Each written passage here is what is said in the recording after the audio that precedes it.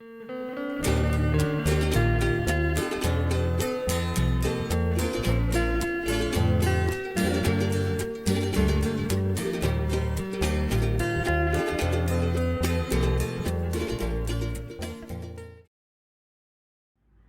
thank you. I work for the Peace Corps from, I remember the date, September 21st, 1973 until March of 1998. I started working at the Peace Corps office in Fiji in 2003 and I finished in 2019, towards the end of 2019, early 2020 during the COVID outbreak in Fiji. I was with Peace Corps from 2007 to 2001 when COVID started in Fiji. 2021. 2021, sorry, 2021. Okay. As a program manager. Yeah, I'm Bulavina Kajay. I worked at the Peace Corps as an LCF. Language and culture facilitator. And also as a homestay coordinator. So I'm so fortunate to be in this Peace Corps organization because, it's so, what they're doing is so great. Helping the third country world, helping the people. We came there, we see how you people live and how you sacrifice to come and live in Fiji, go through training in the village, the water, the toilet and everything. Oh boy, I was so impressed with how you people, really. We know how much you guys sacrifice to leave your family and everything and come and help the country.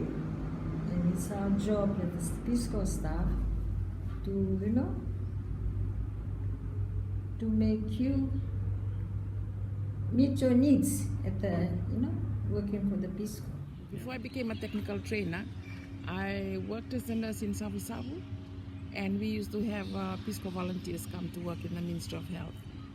And I remember in the health center where I worked, we had Susan Snyder.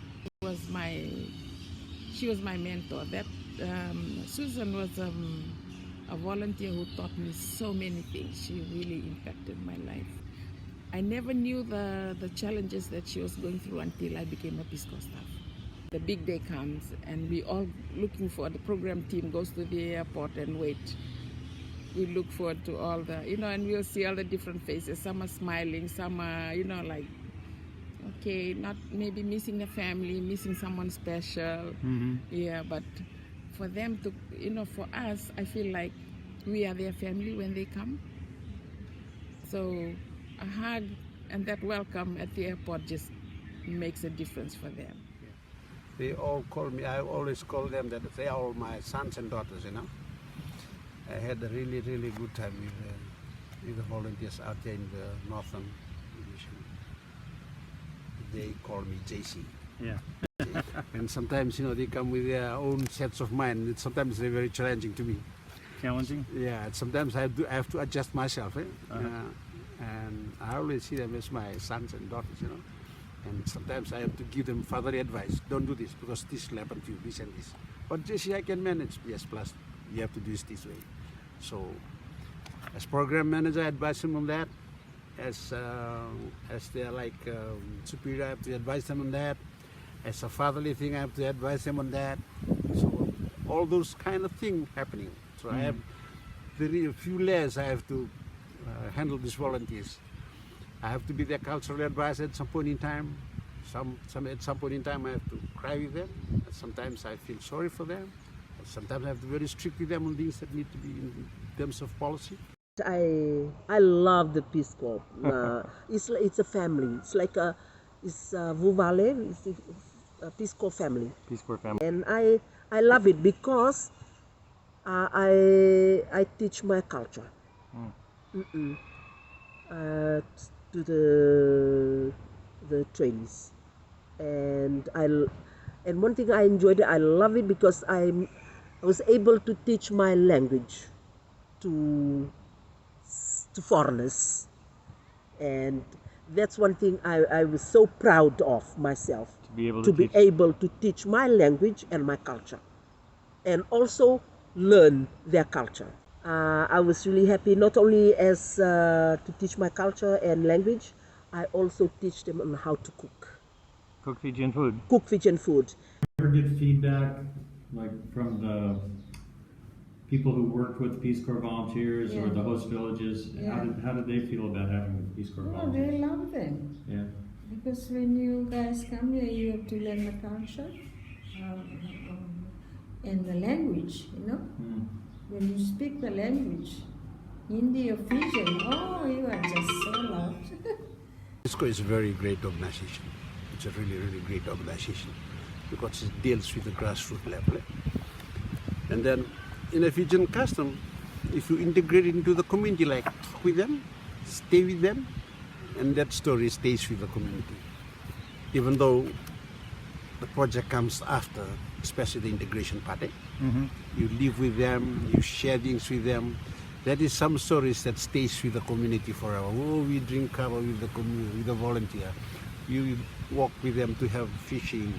He told us some funny stories about America, and they share culture through that way. Then, after all, they'll talk about the programs that they did.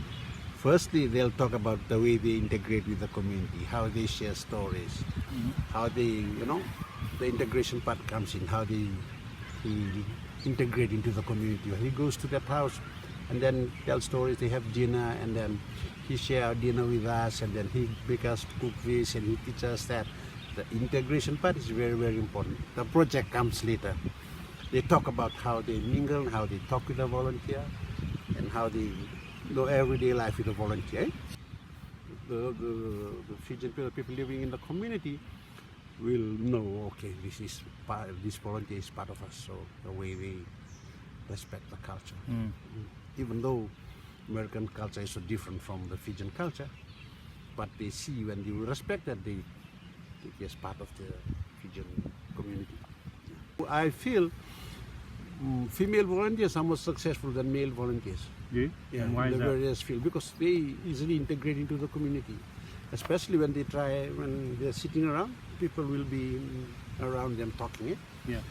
With those culture, the female is more open to things. They can break those barriers, rather with the men it's quite difficult. So Yes, you started off with that. Part of the job is completed.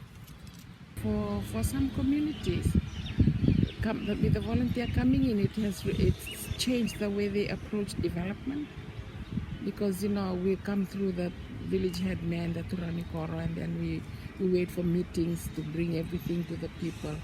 It helped them plan and put their plan on paper instead of just all the, Fiji is known for its oral tradition.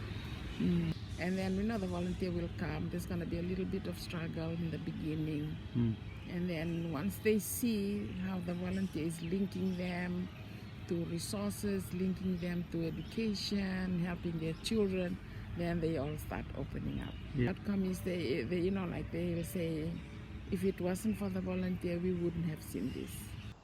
Maybe it's our way of the Fijian way of, just wait around till somebody comes along, or when somebody really encourages them on what to do. Mhm. And one thing I really like about the Peace Corps here in Fiji, they see things that's needed while they there, and which they can help.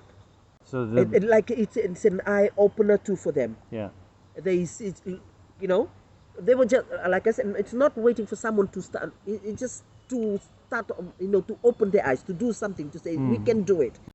We always tell the volunteers, when you go out into the community, do one thing that will stand out, that will help them see who you are and what you can do.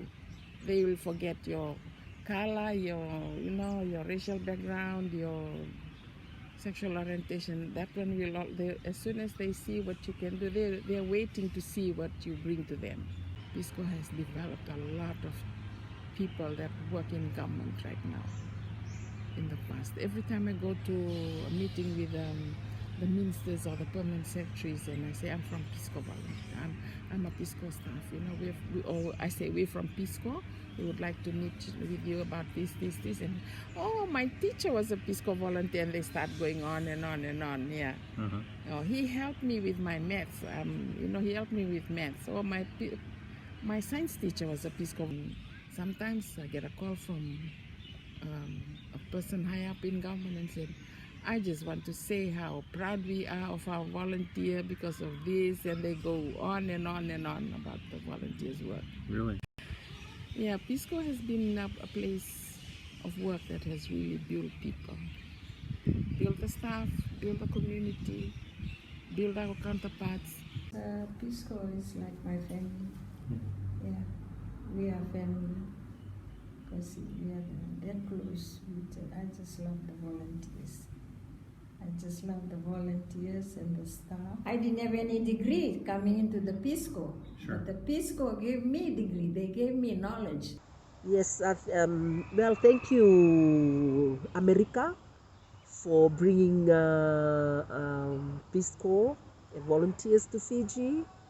Yes, and they've shown a great big impact here in Fiji, and we need them. We need them.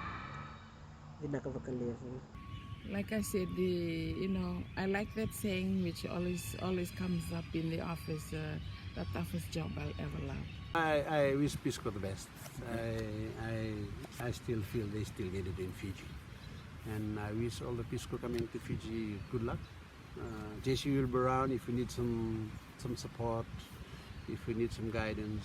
The Peace Corps staff in here are really great. They'll help you out in terms of implementing some of the things that I feel Peace Corps still needed in Fiji in terms of community development is concerned. So that's my thought.